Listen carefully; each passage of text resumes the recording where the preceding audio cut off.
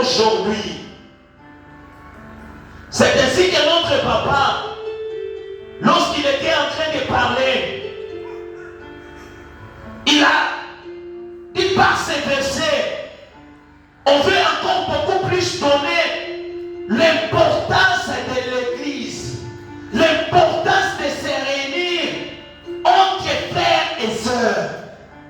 C'est ainsi que papa avait dit, c'est bien d'aller à la montagne, c'est bien d'aller je ne sais pas moi où, c'est bien de s'enfermer dans la maison et commencer à prier. Mais la prière que nous faisons dans l'église, c'est une prière qui a une grande efficacité. La Bible nous parle de Pierre. La Bible dit que Pierre était en prison, mais l'église n'a pas cessé de prier en faveur de Pierre. Pierre, oh, c'est lui à qui Dieu avait laissé toutes les clés, mais il était en prison. Sa prière à lui-même ne pouvait pas le délivrer, mais la prière de l'assemblée a déclenché un miracle. Je vais te dire, tu peux être fort spirituellement, mais il y a un secret, il y a un mystère. Lorsque nous nous assemblons comme ceci, il y a toujours quelque chose de puissant que Dieu fait. C'est pourquoi va à la montagne prier, mais rentre en ces lieux, car il y a des choses que tu auras, non pas par la prière de la montagne, mais par la prière qui se passe en ces lieux. Pourquoi est-ce que c'est là que l'Éternel envoie la bénédiction?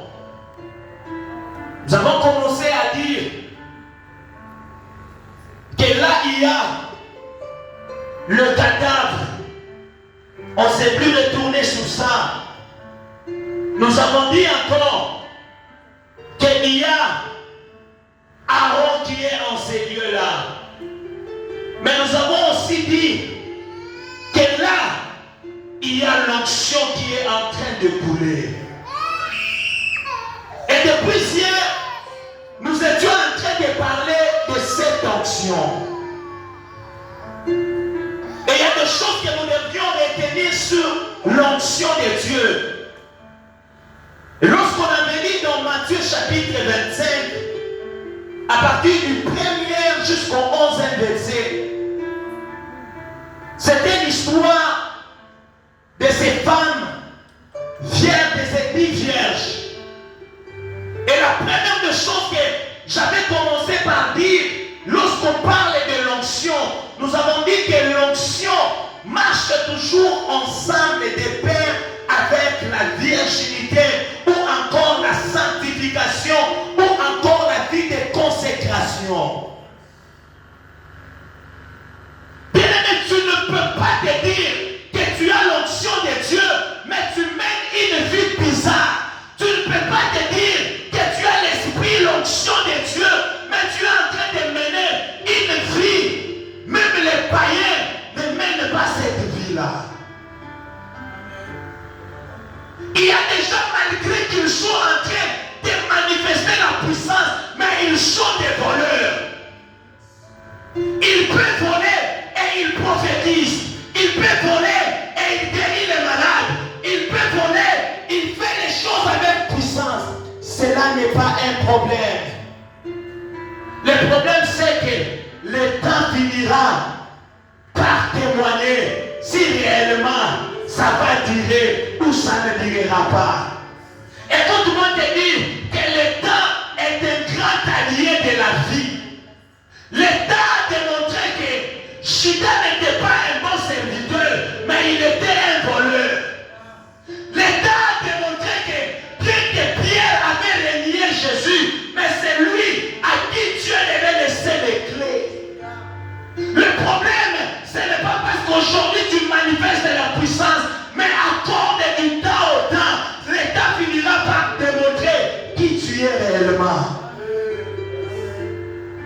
Voilà pourquoi la Bible dit, en tout temps, que tes habits soient propres et que l'huile ne manque pas sur ta tête. Tu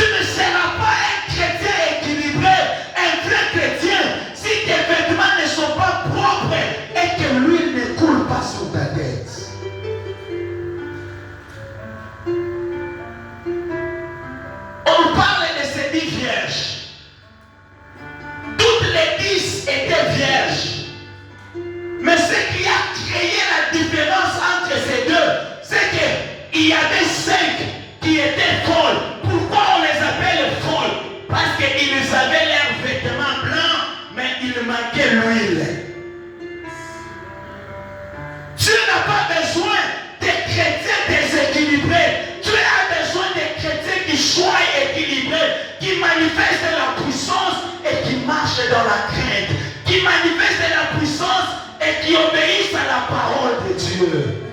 Où sont ces chrétiens?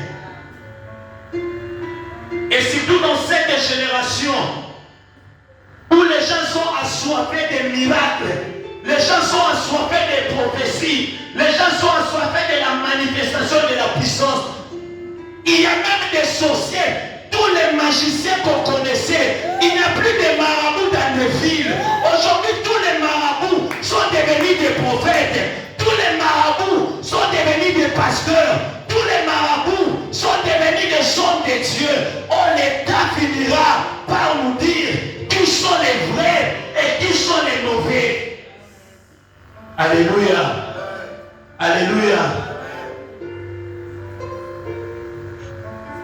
Une autre chose que tu dois savoir par rapport à l'onction, si tu veux conserver l'onction, si tu veux grandir dans l'onction, si tu veux aller de gloire en gloire,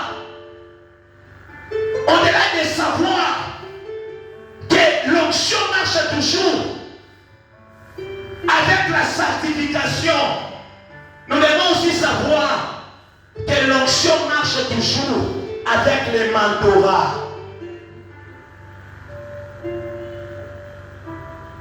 Comme nous le savons tous, que l'onction nous donne de la vitesse.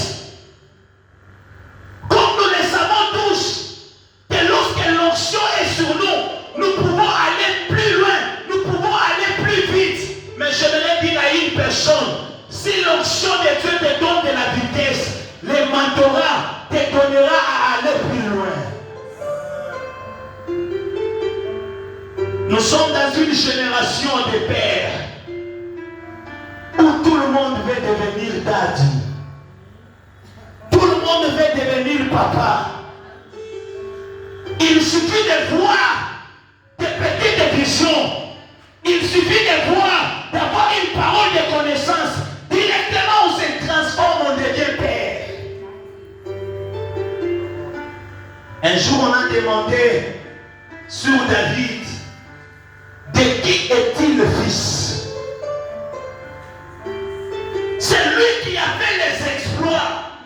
Mais on a commencé à chercher à savoir de qui est-il le fils?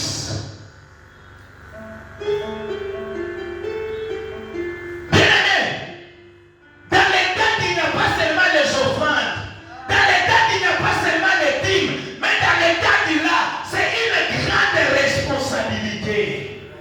Je voulais dire à une personne que les fidèles tels que nous sommes là, nous avons un leader, mais le leader n'a que Dieu. Alors ce n'est pas mauvais d'être père, mais les mentorats, lorsque tu vis sous l'ombre de quelqu'un, ça te permettra d'aller loin. Voilà pourquoi vous constatez que nous sommes dans une génération où Bifukutu kama binabamba bantu Mungu anaanza leo basi unanibloke mwile kabisa pepo nanifunga leo ile anaanza mimi natoka anaanza ministère quelque jour inakufa. Être père n'est pas une chose facile. Un jour nous sommes en train de parler avec le frère Israël, je lui dis frère, Toshimi et Bazazi. Ah, j'avais dit ça aussi à maman. Que Toshimi et Bazazi. Tu comprendras ton père lorsque tu seras père. Alors ça ne sert à rien de vouloir seulement être visionnaire. Ça ne sert à rien de vouloir seulement être aussi père. Non. Malgré la manifestation de ta puissance, tu peux être sous l'ombre de quelqu'un. C'est lui qui saura te sécuriser. C'est lui qui saura te constituer à un rempart. Même lorsqu'il y a les vents qui viendront, mais lui sera là. Voilà pourquoi, lorsque Jésus s'est présenté devant Jean-Baptiste, Jésus se connaissait vraiment qui il était réellement, mais il s'est laissé baptiser par Jean-Baptiste. Il pouvait se dire que non, moi je suis plus que toi, mais il a dit, laisse que je Alléluia. Tu dois aussi savoir que lorsque tu veux l'onction, je suis dans Jean chapitre 4, Matthieu chapitre 4. Matthieu chapitre 4. Matthieu chapitre 4, verset 1er. La Bible nous dit, alors Jésus fut amené par l'Esprit dans le désert pour être tenté par le diable. Après avoir jeûné 40 jours et 40 nuits, il lui vint. Le tentateur s'étant approché de lui dit, si tu es fils de Dieu, ordonne que ces pierres deviennent de pain. Jésus répondit, il est écrit, l'homme ne vivra pas de pain seulement, mais de toute parole qui sort de la bouche de Dieu. Le diable les transporta dans la ville sainte, les plaça sur le haut du temple et lui dit, si tu es fils de Dieu, jette-toi en bas, car il est écrit, il donnera des ordres à ses anges à ton sujet, et ils te porteront sur les mains, de peur que ton pied ne heurte contre une pierre. Jésus lui dit, il est aussi écrit, tu ne tenteras point le Seigneur ton Dieu. Le diable les transporta encore sur une montagne très élevée, lui montra tout le royaume du monde et leur gloire, et lui dit, je te donnerai toutes ces choses si tu te prosternes et m'adores. Jésus lui dit, retire-toi, Satan, car il est écrit, tu adoreras le Seigneur ton Dieu et tu les serviras lui seul. Ici, c'est après avoir été baptisé par Jean. Nous savons ce qui s'était passé lors de son baptême.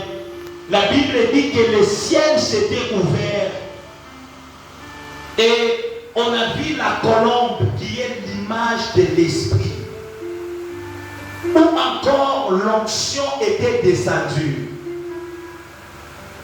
Mais remarquez que lorsque l'onction est descendue, lorsque l'Esprit est descendu, la Bible dit que cet Esprit l'a transporté et l'a amené dans le désert.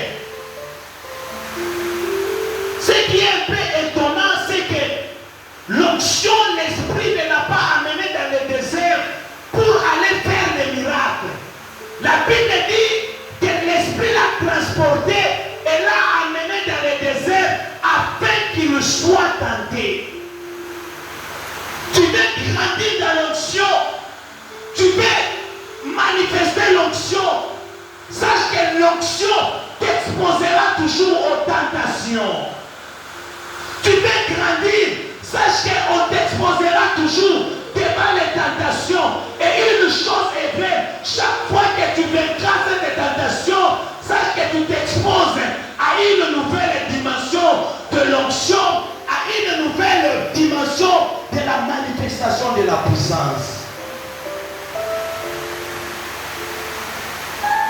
Tout ce que tu rencontreras comme tentation, sache que plus tu seras en train de vaincre cela, ça te fait monter aussi dans une dimension de vivre les grandes choses. Jésus a dit aux disciples que vous serez mes témoins à Jérusalem, en Judée, en Galilée, jusqu'aux extrémités de la terre. Est-ce que vous savez qu'est-ce qui a fait en sorte que ces disciples puissent se répandre partout où Jésus avait parlé? C'était la persécution. Ils ont reçu l'onction. Lorsqu'ils ont reçu l'onction, ils ont commencé à manifester la puissance. La persécution est venue aussi et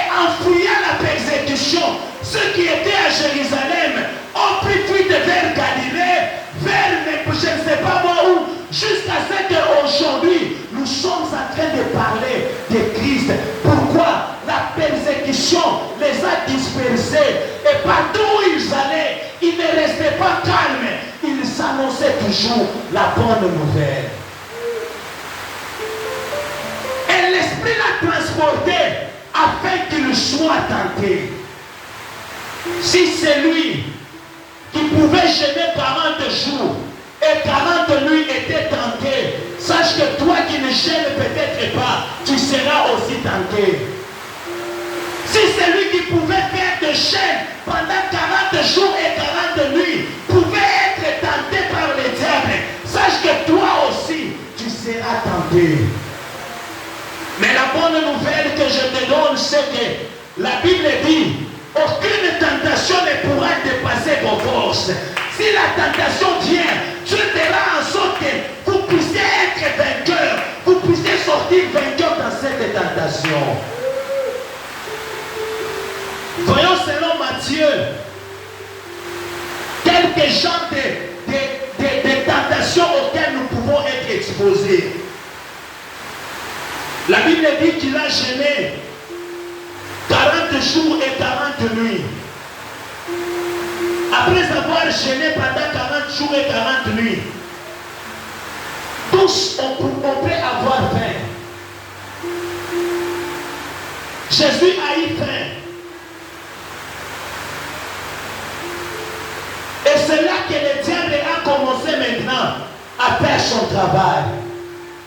Il vient, il lui dit, si réellement tu es fils de Dieu, ordonne que ces pierres soient transformées en pain et que tu manges. Est-ce que Jésus n'était pas réellement fils de Dieu? Il l'était. Jésus n'avait-il pas faim? Il avait faim. Jésus ne pouvait-il pas transformer ces pierres-là en pain? Il pouvait. Mais en ce moment-là, Jésus ne pouvait pas. Pourquoi? Parce que l'autre ne venait pas de Dieu. La première tentation à laquelle nous sommes exposés, c'est celle de vouloir s'affirmer que je suis. Vouloir démontrer que je suis serviteur de Dieu. Vouloir prouver aux hommes que je suis réellement. Bien-aimé, ça ne sert à rien de vouloir prouver. Si tu l'es, ta conscience te dit que tu l'es. Même là au ciel, le ciel sait que tu y es.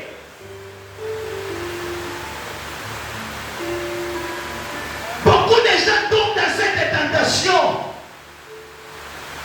Lorsque les gens commencent à dire, toi ne vraiment comme ou comme toi Mungu, toi ne comme un prophète. Bien-aimé, un vrai prophète, un vrai enfant de Dieu ne fait pas des choses parce que les hommes le poussent, mais il fait les choses parce que Dieu les pousse à faire cela. Tu seras dans les péchés chaque fois que tu feras les choses pour impressionner aux gens. Je suis sûr que ces jours-là, par l'ordre du diable, si seulement Jésus pouvait oser, il pouvait avoir honte. Alléluia. Ne cherche pas à t'affirmer.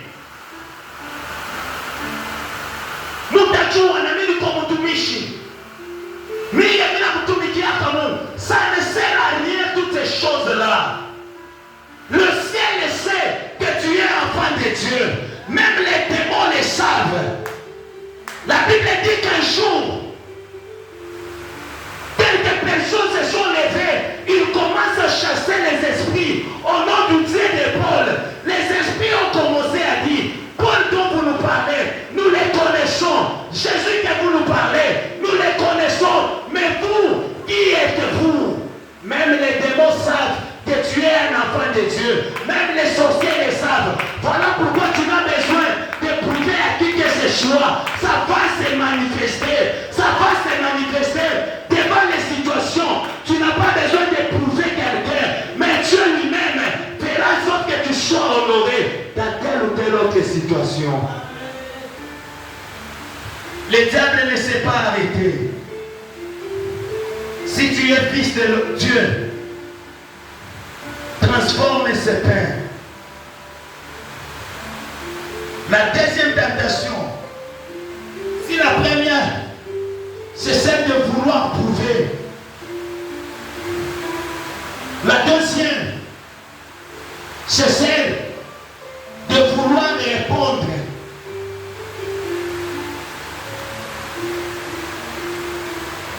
Aux besoins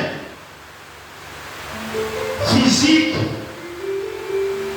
par les choses spirituelles. Ou soit de résoudre les problèmes physiques par une solution spirituelle. Je m'explique. Tu as faim. Tu as reçu l'onction. Et avec cette onction, tu peux ordonner seulement, tu peux transformer que le pierre devienne le pain. Le problème que tu as, c'est le problème du ventre.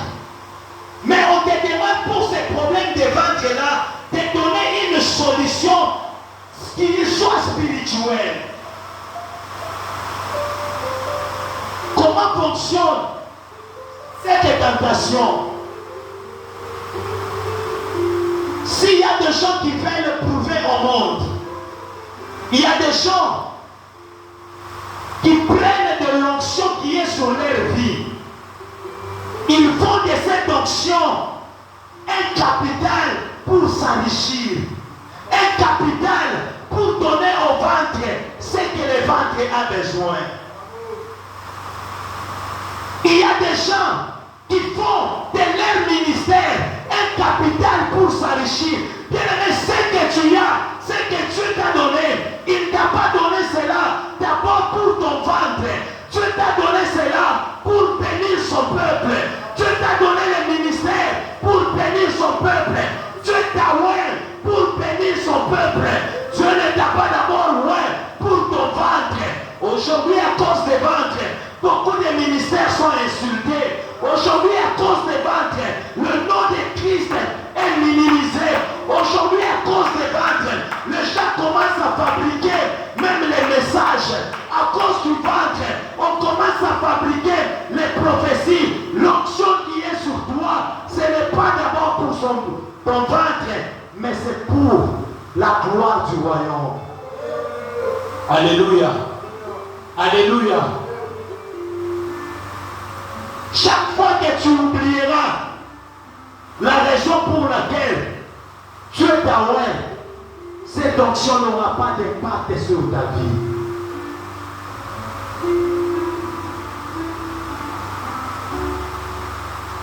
Il lui dit encore, il le fait monter et lui dit, si tu es fils de Dieu, jette-toi. Et Jésus lui dit, tu ne tenteras pas l'Éternel ton Dieu. Une autre tentation auquel nous sommes opposés, c'est celle de vouloir tenter Dieu. Il y a des gens qui sont en train de tenter Dieu. Par exemple,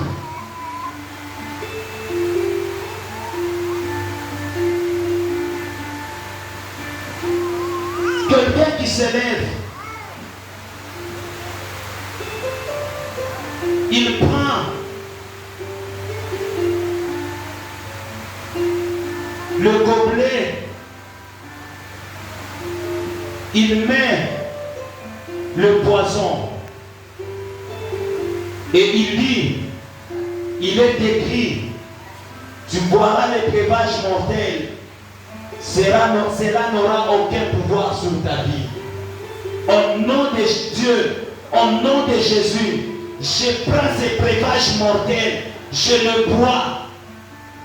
Bien-aimé, tu es en train de tenter Dieu. utakufa hapa na bamalaika na bademon pe kuna kushanga kilo kuna kufa. Lorsque tu seras en train de faire cela, il y a un ange qui t'apparaîtra et te dira, il est aussi écrit, tu ne tenteras pas l'Éternel ton Dieu.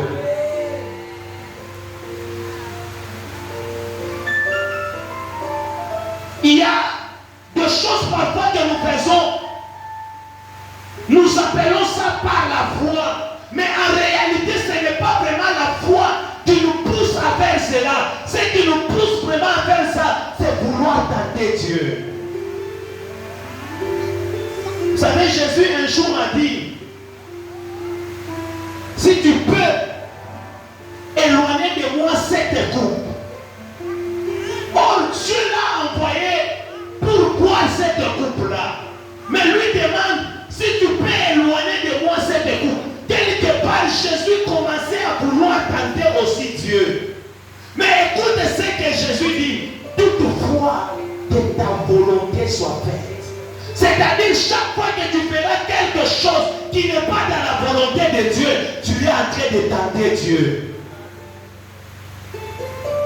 Tu veux faire les miracles qui ne sont pas dans la volonté de Dieu, tu es en train de les tenter. Tout ce que tu feras dans ta vie, que ce soit spirituellement, dans ta vie matérielle, financière, qui n'est pas dans la volonté de Dieu, c'est tenter Dieu. Alléluia. Et la dernière tentation, il lui dit, adore-moi seulement, et je te donnerai toute la gloire.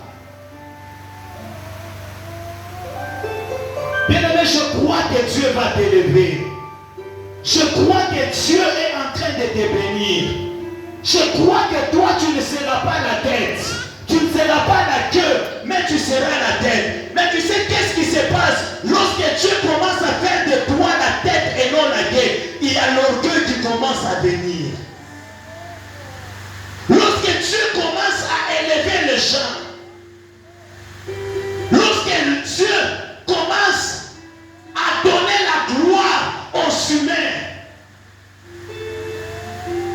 les humains sont toujours prêts à dévier.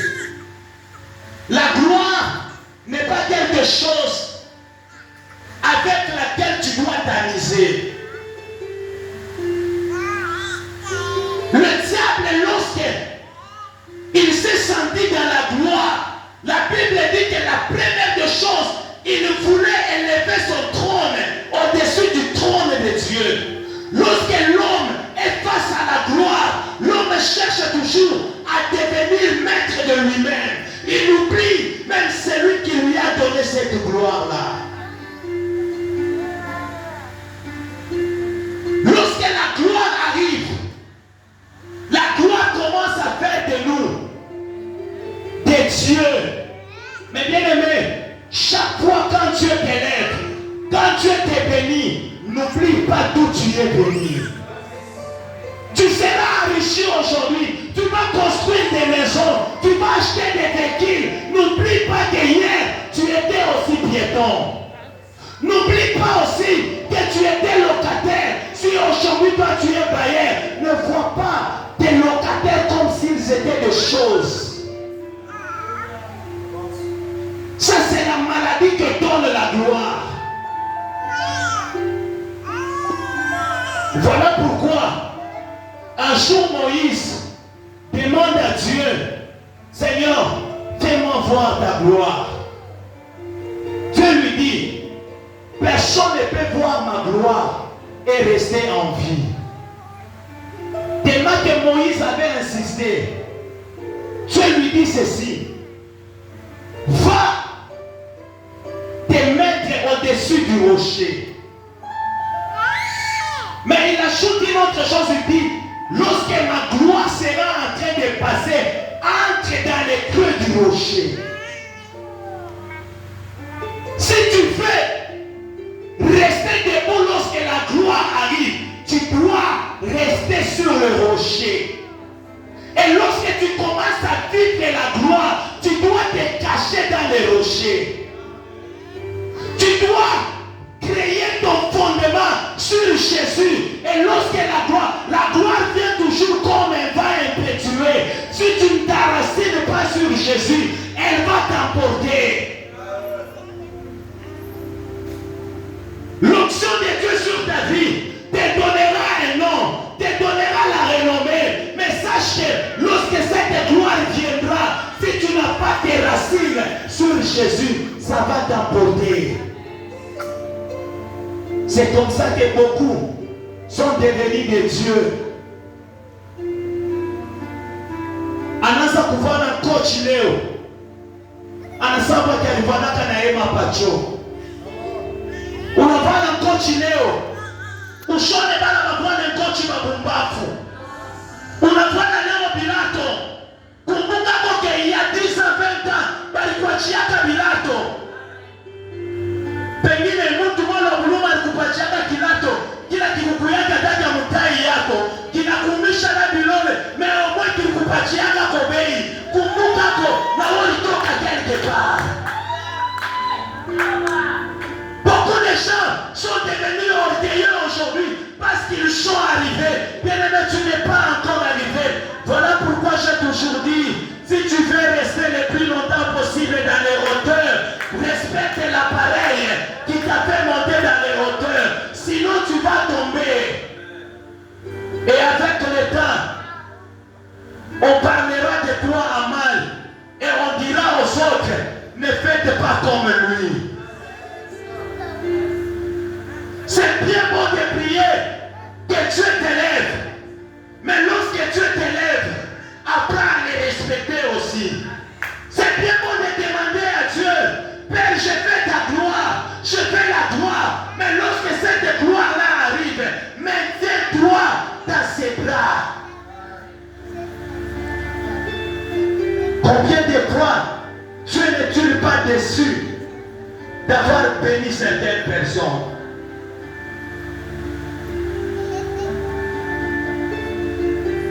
Tu demandais l'argent. Depuis que Dieu t'a donné cet argent, combien de fois tu donnes même ta dîme? Combien de fois tu sers même Dieu avec des moyens là? Aujourd'hui là, tu es en train de prier pour quelque chose. Pose-toi aussi la question, est-ce que Dieu, lorsqu'il me donnera, je serai aussi fidèle à lui retourner ce que lui m'a donné? L'onction de Dieu est capable de déclencher dès ce soir un miracle dans ta vie. Tu peux vivre les choses différentes de ce que tu as toujours vécu. Mais pose-toi la question, lorsque je verrai ces choses, quelle sera ma position?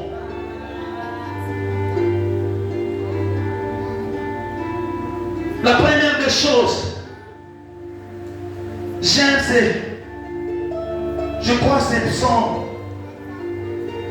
C'est dans le psaume où il est dit,